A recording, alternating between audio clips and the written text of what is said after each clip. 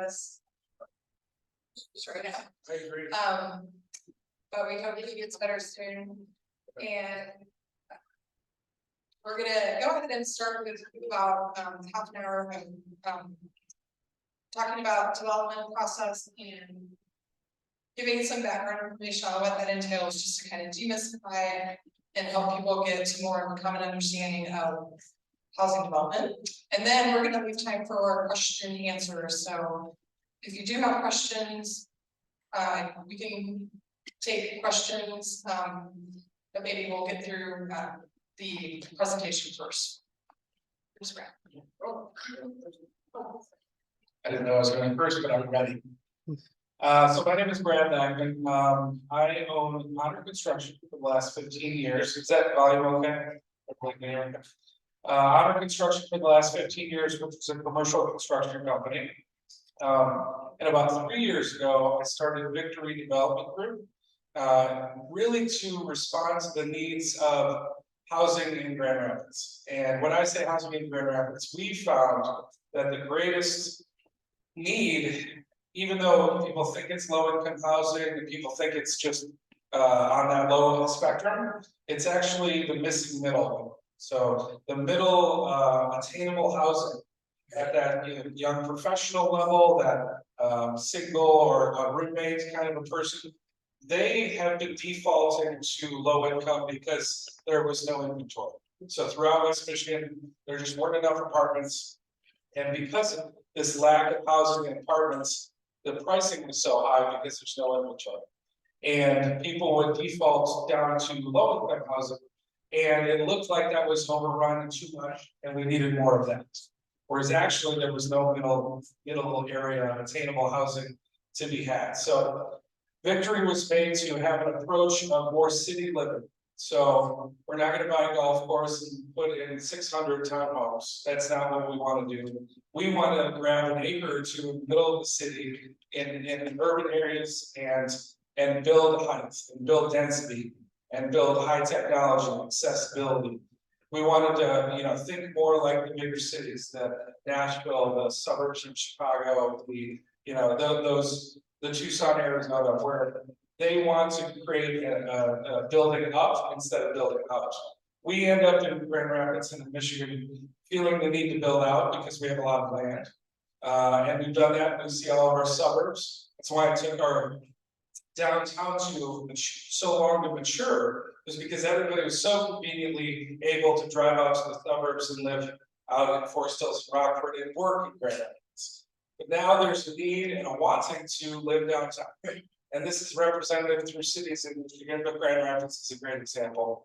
So people want to be downtown, they want to be able to jump on a scooter or a bike or be able to walk to where they go to either work or dine or entertain or whatever they're going to do. And so not having enough inventory for the growth of Grand Rapids has been one of the big problems for us in West Michigan. So we at Victory wanted to come in and build 4 or 5 story buildings at the minimum and fill them with studios and 1 bedrooms, not a lot of 2 or 3 bedrooms, not huge apartments, but more accessible, smaller, but really high technology, really high accessibility apartments that are attainable by people. And the more we build, as the Kent County needs in the next 4 years, almost 90,000 new doors. That's a big statistic, right? We're only building maybe 1,000 or 2,000 a year with this group of people in Grand Rapids. They're only building that much. So we're way behind the curve on growing Kent County and getting more doors. That's single family homes, that's apartments, there's condos, that's everything. But it's still 90,000 doors that are needed to keep up with Grand Rapids. So we got into that. The example I wanted to share with you today was over on Leonard and Alpine. We have a project called Victory on Leonard. And there used to be an old YMCA there, built in the 1950s. And we went in to look at this building and see if we could reuse the building itself to put apartments in it, get some more housing. And we could only get about 77 apartments. And these 77 apartments just weren't enough for that area. They needed more and more. So we ended up knocking down the YMCA, which is easier said than done. That was built in the 1950s like a bomb shelter. So it took a lot to knock that down. But when we did, we now have 120 apartments that are opening up next month over on the Canal Park, which is adjacent to community, to churches, to restaurants, to everything on Leonard. It's really a nice anchor tenant to be at the end of Leonard. So you can walk down to Long Road or Mitten Brewing or Two Scott's Barbecue. Those are all very walkable to get to from this apartment. And that's what we look for, is that 1 or 2 acres in the middle of the city or the outskirts of the city, whether it's Muskegon or Traverse City or Grand Rapids or Kalamazoo. And that's where we try to implement 100 or 200 apartments and really let people have that continuity with housing. One of the big things that's always brought up is parking, right? I think as Grand Rapidians, we fall into it. We just need parking. We need parking everywhere we can, and it's really going to, at the end of the day, be a little bit of the difference with parking. We want to be more looking forward to the future of autonomous cars, easier ways to get around town, from scooters and bikes and buses. We have a great bus line that's not used enough, and so things like that. We've really tried to help push the access, because if we had a parking spot for every apartment, it would just look like a Walmart, where it's just a huge parking lot and then an apartment. So we've got to have some more creative ways of looking. So that's my start for explaining what I do on the for-profit development.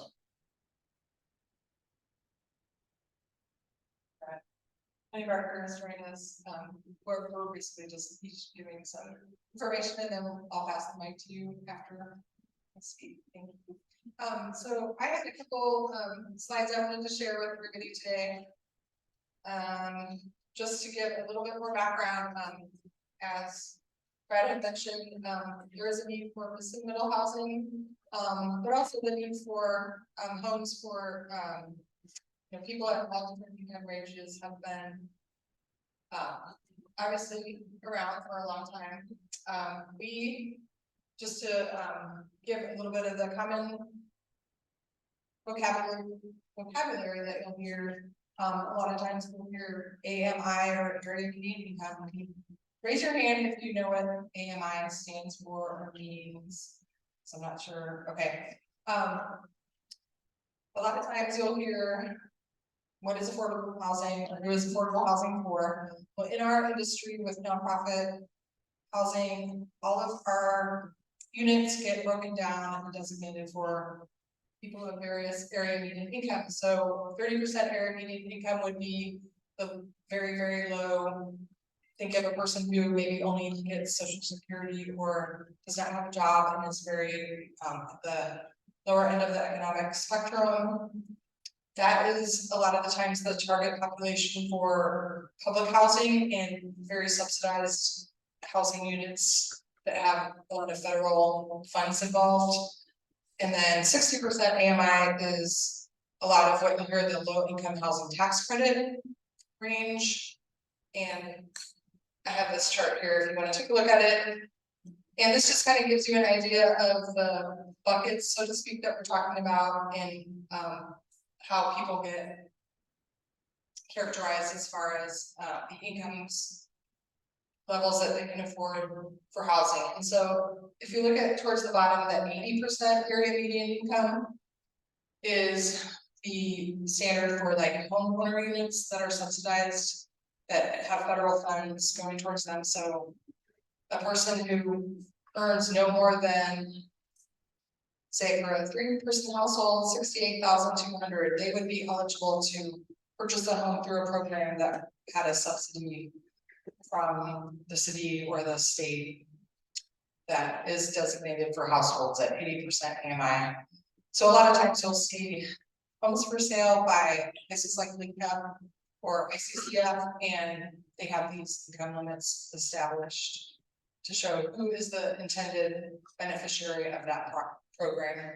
And then I also added 120% area median income, which I think may fall into the missing middle category that Brad was talking about, because every once in a while, when we have a lot of economic downturns and the economy, the issues that are affecting usually lower income people also start affecting people in higher income brackets. We tend to see that the regulations will get spread to 120% area median income, which means they are earning a little bit more, but they are still definitely needing some type of assistance to get into a house or an apartment, meaning the cost of providing that unit is not, you can't really pass on the entire cost of it to the person, so there are subsidies involved. So if you think about this just gives, again, like an illustration of who we're talking about when we're talking about the populations that benefit from affordable housing. This is our current system of determining who is benefiting from our affordable housing programs. And then I just like to show this picture to help understand what makes affordable housing and nonprofit housing developers' jobs just a little bit different. And this is extremely simplified, but basically, if you look at doing a project, you're going to look at for multifamily how much the rents that are going to be coming in after the project is done. That supports a certain amount of debt financing that you can get from the bank. So just like when you go to buy a home and your banker would look at what your income is and then tell you how much you can afford to pay for a mortgage payment every month. It's similar for us developers when we go to put together the financing that we need to build our building. So in this example, our building is going to cost $5 million. We know we can, because we're going to charge low rents, we only have the blue small amount of debt, and then we have a big gap between what we would actually need to do our development.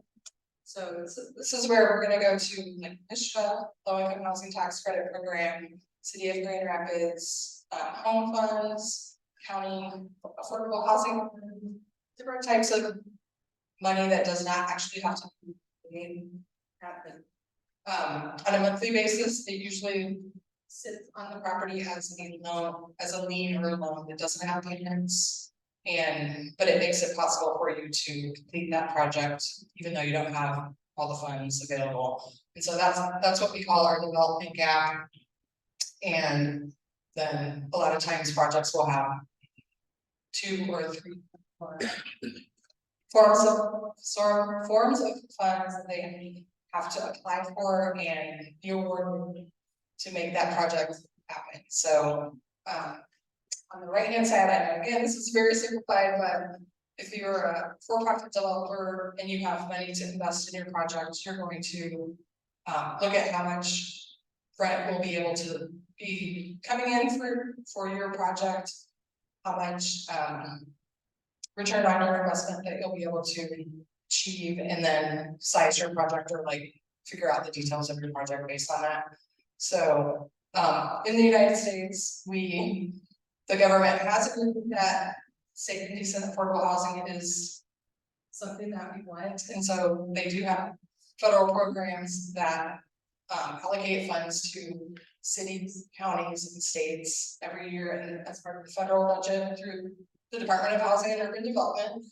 And so each of us actually has a say in going to our city commission or like keeping track of our the way our town, or it could be our city if our town does not get their own home funds, how that's spent through through public hearings. There will always be public hearing notices about the budget and about the opportunities to apply for these funds every year. And so that's part of how we make our housing developments work. And I think I'm gonna see if Tony wants to go ahead and speak for a little bit. Tony's from Copenhagen. And so good afternoon. I'm not sure exactly topic today, so to speak.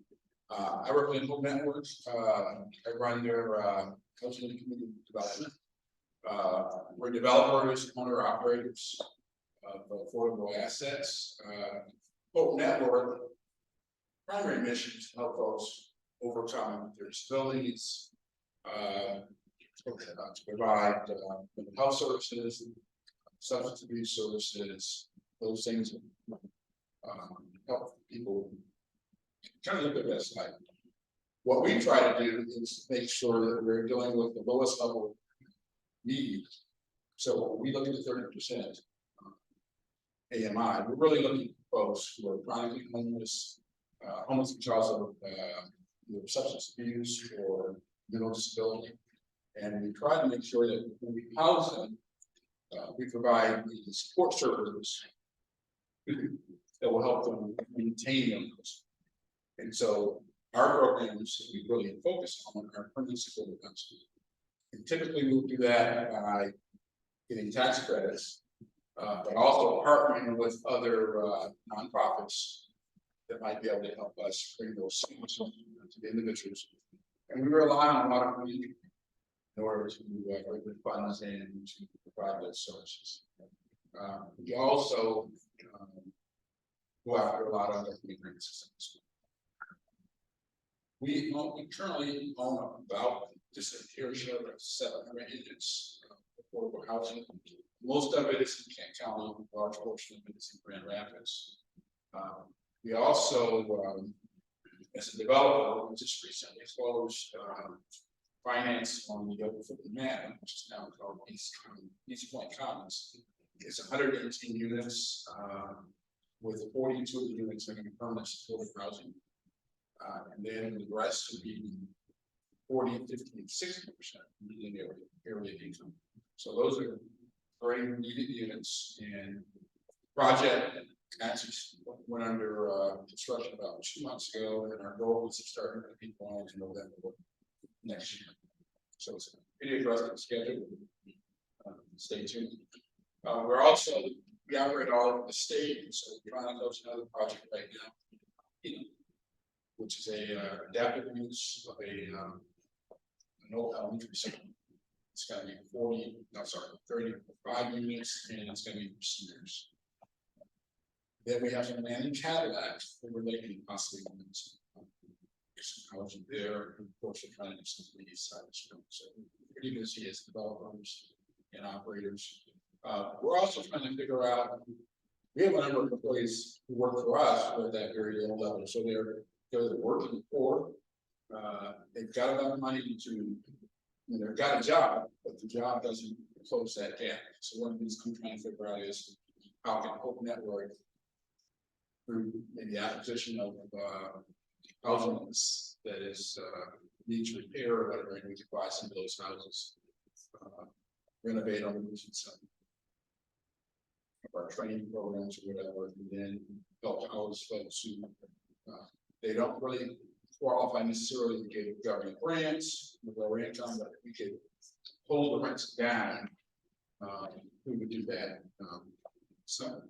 The term board, I apologize, I just had some dental work, so I talked to them funny, but they're NOAAs. We're looking for naturally occurring affordable assets, and we're going to try to rehabilitate some of those and just slow artificially grow in order to help the folks who started. That pretty much describes what we do at Hope. We're really a relatively small team. I've got in my office, it's like 7 of us, and then we actually contract out our property management. But we're leading maybe, and our goal is to put every dollar we can into the bottom list. Thank you. I'm thinking maybe we can see what people in the group are interested in learning more about in terms of development as it relates to housing for people with disabilities. And does anybody have any specific questions that they wanted to find out about today? Oh, I thought it's like, sorry, that's very much. Okay.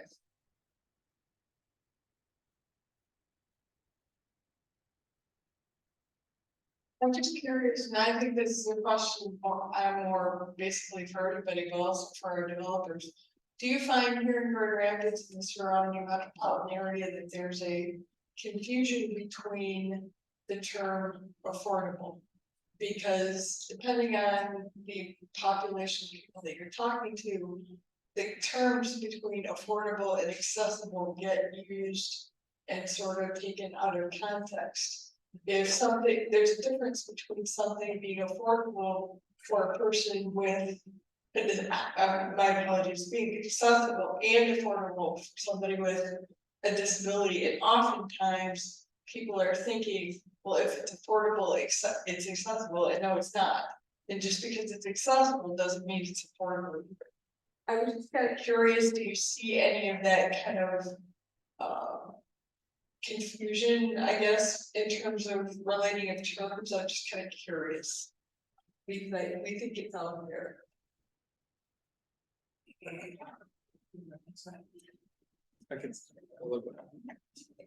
Yeah, that's a very good question. I've on the for-profit side, I can only speak to that, but it is not. I'm not incentivized to make the buildings more accessible. I'm not to make the buildings more. Is this going in and out a little bit? A little bit, yeah. Can you hear me okay when I'm just talking? No, better, okay, I'm trying. I'm not incentivized to make things more accessible unless I, as the owner, push the architect to focus on that. It's just like me bringing in, I want it to be a sustainable building, like a green building.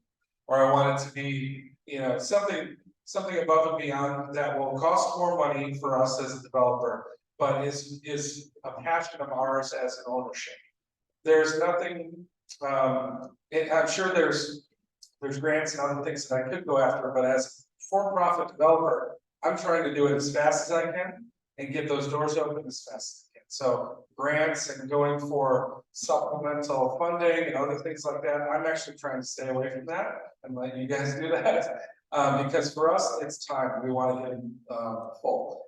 So our victory development team finds that we like to mix in accessibility, we like to mix in sustainability into our projects because that's a passion of ours. But I would love to see something on a state or local level that incentivizes us to do some more with that. Because just like, well, for instance, one of the big reasons we could get one of our projects out of the ground was the brownfield project, right? It's a dirty site, it's got dirty soils. The city will give us tax cuts, rebates for cleaning up the site, making it a cleaner site for what we do. That's a great positive for me as a developer. That helps offset taxes for the years. I don't see any of those incentives for the other passions of West Michigan or Grand Rapids that I'd like to see. So maybe I'm talking to Dave, the great speaker in the sky, about a larger kind of incentive package, which I think would more align with what you were saying, ma'am, which is aligning accessibility with affordability, because it's more expensive if we don't get help from it. So I hope that makes sense and it's not too blunt for all of you. But yeah. So I was talking about accessibility and affordability is the data collected about who is in the affordable and accessibility need categories? Is there like a statistic for that? I think it's not part of it. Yeah, like do we have, or are those numbers being collected so we know so there's more alignment of like what does affordable mean? Yeah, the default for affordable is the AMI chart that was brought up, really for everybody. I speak to that too. It doesn't. Maybe that's another measurement we need to do. And maybe you have a number is good. We know what the population is and all that stuff. The question is, We know the accessibility. yeah, the problem is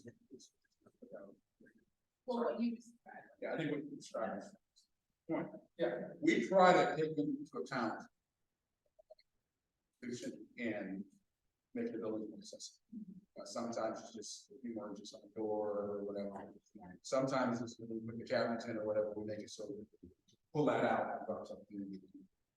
But we have the same restraints on dollars. That's what the other development. The difference is for us, it's a mission. And so when I can't make the numbers work in a realistic fashion, I try to find other dollars. That's what I was doing. A lot of times we will go for mission dollars for folks, foundations and individuals who have a passion because of whatever that experience in their lives. So we do try to do that extra step. That's part of our process. And in turn, our developments Yeah, which 25% more for my development probably wouldn't make the project go. It would just, we would look for another site. Well, I'm confused why accessibility and cost. Affordable. is matched. There must be people out there who understand accessibility. And Actually, this is the reason why this whole group started meeting was looking at this whole question and how we can try to. I guess it's almost like level the playing field so that it doesn't have to come down to a matter of the cost versus supply of accessibility. And just back to your original question, it's totally distinct. The accessible, because we have affordable units that are accessible, and then we have accessible units that are designs that are accessible, universally accessible. Yeah, that's one of the other. Right. So I can be. And I can't understand why they so different. Yeah, so here I need the question. Sure, I'll repeat the question. Oh, yeah, there's people online. All right, so the question was, where's the disparagement of cost versus the accessibility? Would that be kind of? And I know that for our 120 units that are opening up next month, we only have a need or a mandate for 4 ADA units, 1 per floor. And they're all 2-bedroom apartments. And they have all the special stuff that was brought, the island that has a roll and things like that. How different are they? In what ways are they different from the other units? Sure, yeah, it's accessibility in the unit, so the cabinets are at a lower area, the island for your kitchen, it has a place where you can roll underneath that if you needed to. There's full stations for bathrooms, and some different monitoring for hearing impaired people, for fire alarms and things like that. So, and to be honest with you, that's the basic stuff. If you go over to disability advocates, they have a whole showroom full of like the most amazing accessibility stuff, and it just ramps up in cost. And I'll go back to the cost thing. So, because in construction, the only way the costs go down is when you use a lot of them. Right, so the idea would be like, 2x4s are cheap because we use them on every single job. It's the one-off and the specialty stuff, which is still considered, the accessibility is still considered like a premium over there. So those rooms probably cost 20 to 30% more for just those rooms. But we were told to put them in by the city because that's the thing. So I as a businessman need to look for an incentive to want to make this all work. So just like I was mentioning, I'd love to have a reason or an offset or a reason to make it more mainstream. If the city says, hey, we're gonna give you 2 years extra tax credit if you make 30% of your rooms accessible instead of 4 out of 120. Like that kind of thing, I don't want to speak for everybody, but that incentive, I think, is what's necessary to push through just doing the basic. Because right now, for-profit's just doing the basic, unless it's passion. Any other points, questions? Also, Rolling Place wants to add something because you guys are. You guys are smiling at me like you know something. Sure. For the online people, take it back. Hi, I'm Scott, Rolling Place. We've done a little housing for, I've done there 30 years this year. And so really the big thing we've done in the last 5 years is take a lot of the units, visible. I don't know if you've heard that term, you got that, you guys. So basically we both widen the doorways, we make the kitchens so you can get a wheelchair and turn around. That doesn't add a ton of cost. I mean, the doors are a little wider, but it seems like it's much more useful, than just a standard, unit. So we've kind of focused at least, we try to make 100 pieces to 88 units, and then the rest of them 100% visible.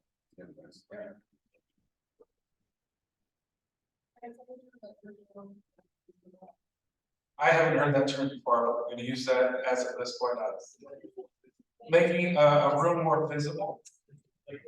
Visitable? Visible, like vision? No. No, VISIT. Let's go back up. Like you visit somebody. Oh, visitable, yeah, okay, that makes more sense. I was like, are you doing cabinets with windows, like, see you in the cabinets or? Zero thresholds or the Gotcha, no barrier, period, you know, your friend in a wheelchair can come and visit you without that struggle. Yes. To, you know, be able to get in and out of it. more visible. Yeah. Okay, yeah, We try to make, the 80 of course requirement, and we try to make 100% of the units visible. okay. So you do the ADA that you need to, and then the rest of them kind of a half step to make it visitable. Like, That is, Michigan State Housing Development Authority requires visitable units for any low-income housing projects. It used to be you would get points for making all of them visitable. And you would get points if you made 10% of your units barrier-free. They just, through the public process, changed the qualified allocation plan. So any new applications to get points, you have to have 20% of your units will have to be barrier free, and then all of your units just have to be visitable, period. So, and that's also if you have units on the second floor, but there's no elevator, they don't require those to be visitable, but any units that are on the first floor or. And so maybe what we can do is if the sign-in sheet is going around and you want to give your email, we can send you some of these like definitions of what visitable means, and also just a couple like breakdowns of what the definitions are right now for accessibility. So there's that common language. Well, and those rules were attached to the low income funding. So when you go over a low income project, we can put those things on it. I really would love to see on the middle income or the higher end line, some incentives locally here to be able to incentivize me to want to do those things instead of attaching it to a grant to revolve or whatever. Dave's got a lot of homework. Well, I think that's the tension right now. Yeah, the tension is what is the public asking for their public bodies to require as part of code. For instance, now we have the Michigan Building Code has a very strong green energy conservation requirements compared to other states. You know, this could potentially be something that they could include more like visible or more universal design or more accessible building standards. And I think definitely, I mean, that's something that disability advocates County obviously has an interest in, and we're just looking to like try to get more people included or more people able to access public spaces and private spaces as just like a natural course, maybe in the future that will just be a given. So does anyone have any other questions? Are there any questions from anybody on the Zoom? 14 shots. All right.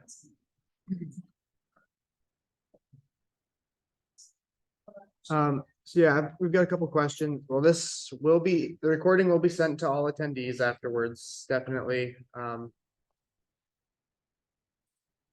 And yeah, we can send you Zoom information.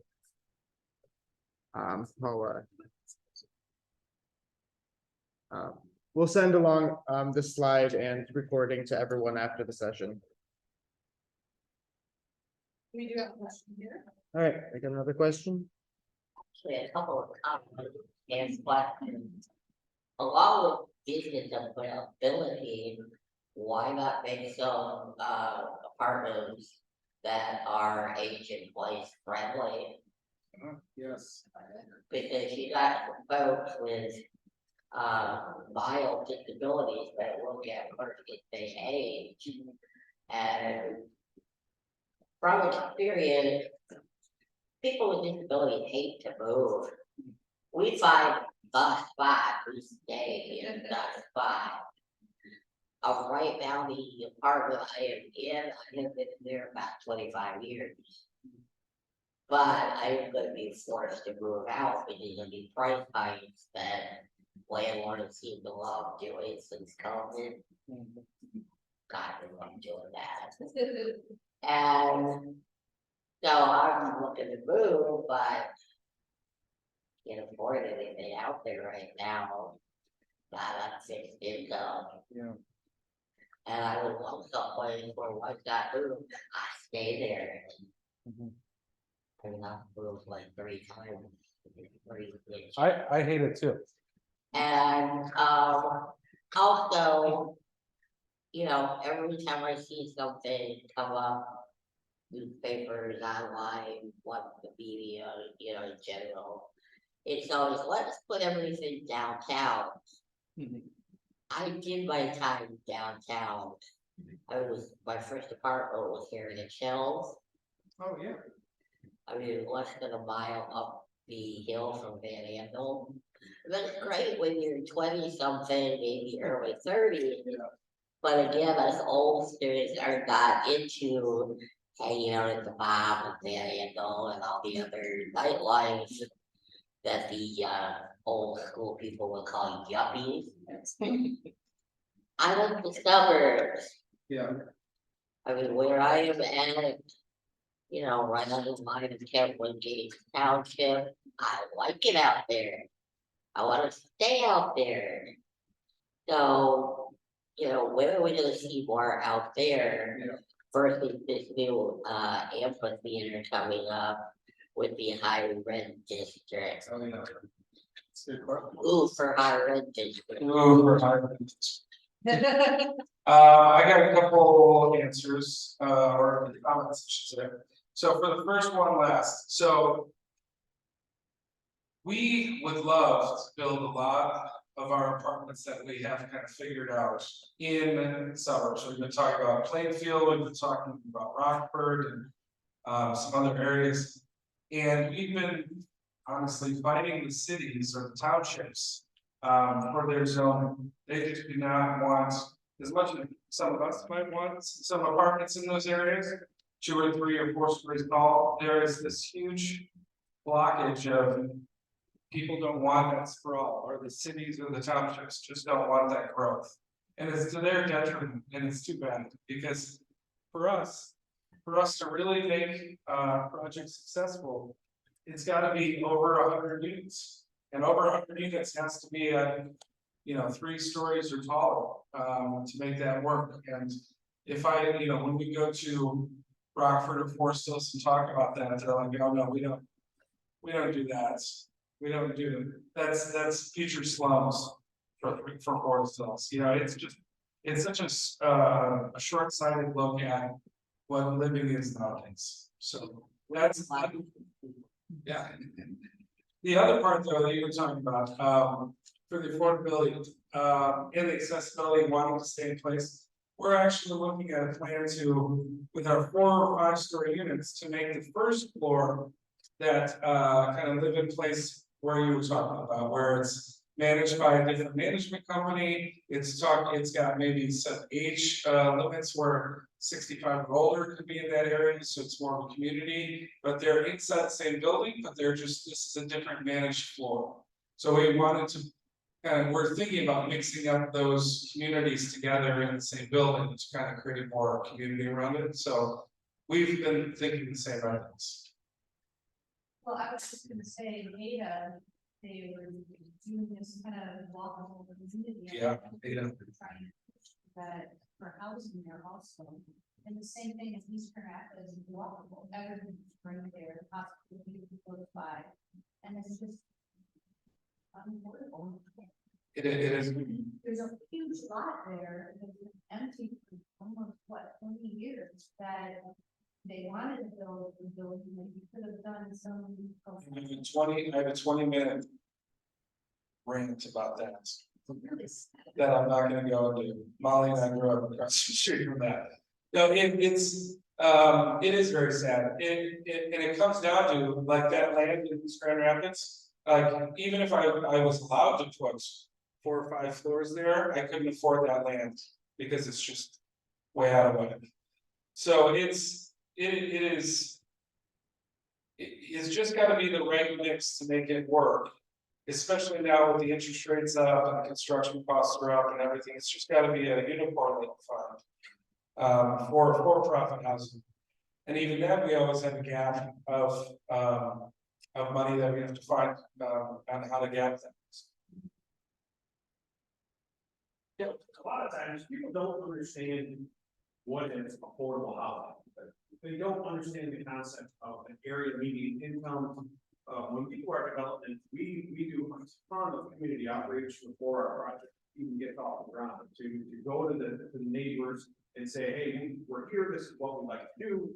And they just don't understand, you know, when they hear affordable housing, they automatically assume low income, right? Yep.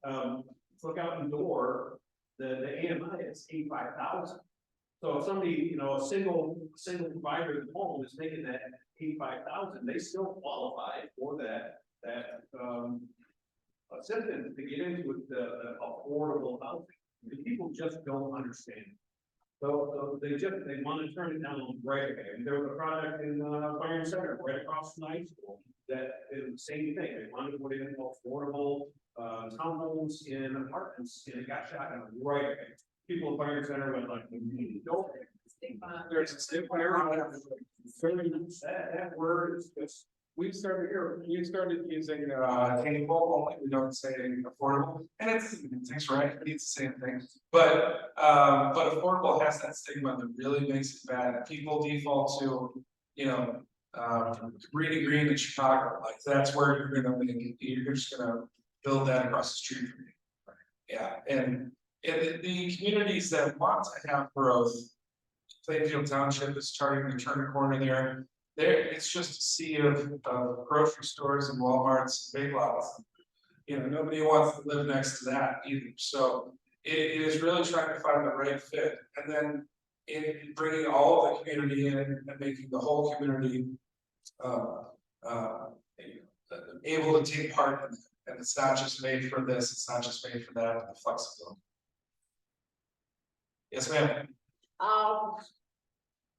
I like your comments about wanting to move into certain places. But my heart sunk when you said moving into Rockford.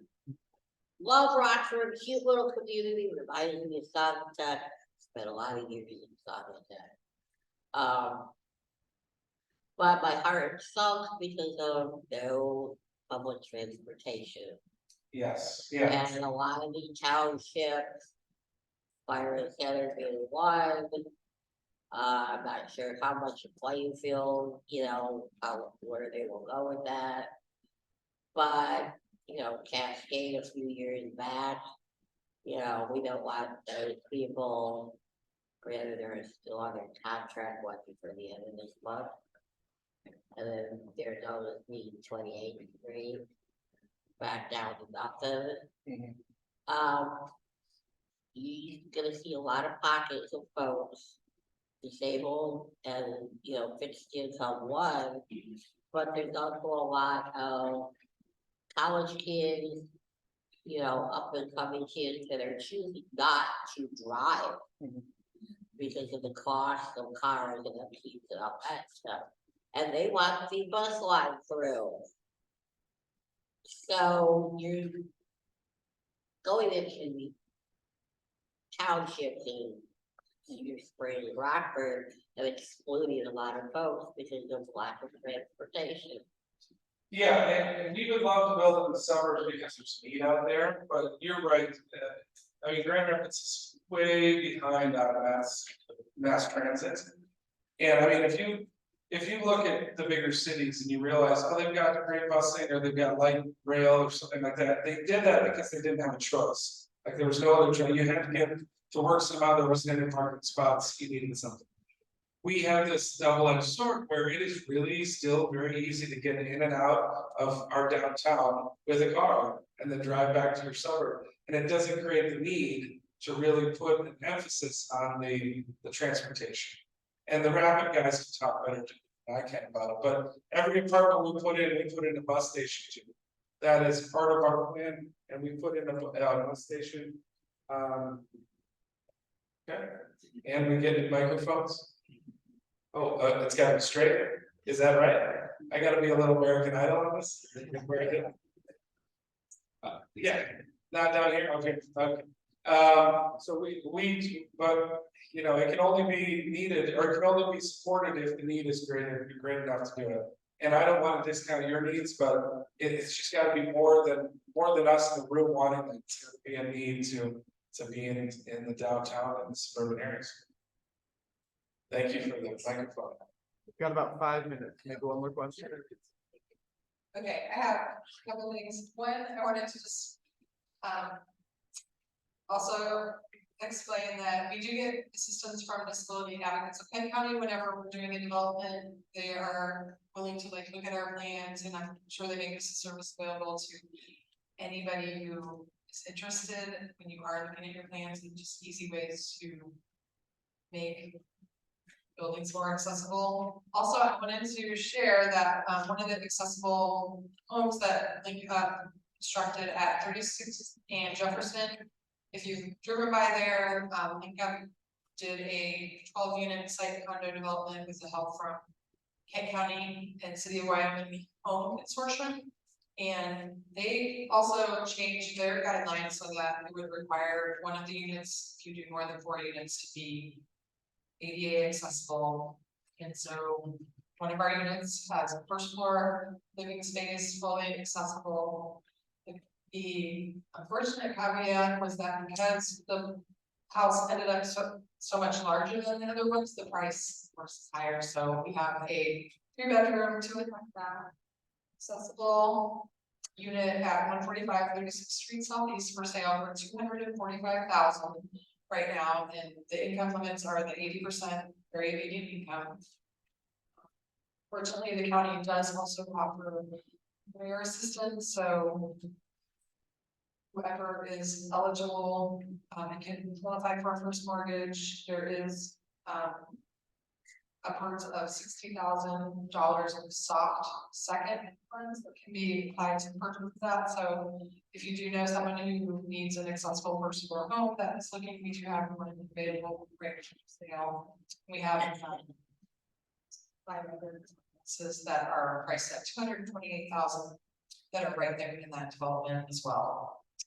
And I guess I would just, if we are to wrap up, do you have any other comments? Okay, I think this has been really helpful to see from the for-profit perspective, as well as contrast with us how the government is really playing a strong role in incentivizing units for, particularly for people that fit the income guidelines, because when they do provide those incentives, they are allowed to impose some restrictions and requirements. And right now in the state of Michigan, I don't think that even if you're giving like brownfield or TIF money, you can't stipulate, oh, you have to do so many more units that are income restricted, and you can't say you need to do more accessible units. I'm sure there are advocates that are out there that are looking at ways to maybe incorporate some of that. And I think it's going to be good to just continue the conversation so that we can find ways to get closer to where we're trying to get with more universal design and more accessible housing units. But we really appreciate you coming today. Does anybody else have any comments or digging? Nothing online. Anything on the chat? Okay. Nope. If we get your emails, we will send you the follow-up, and stay tuned for the next lunch and learn. Thank you very much.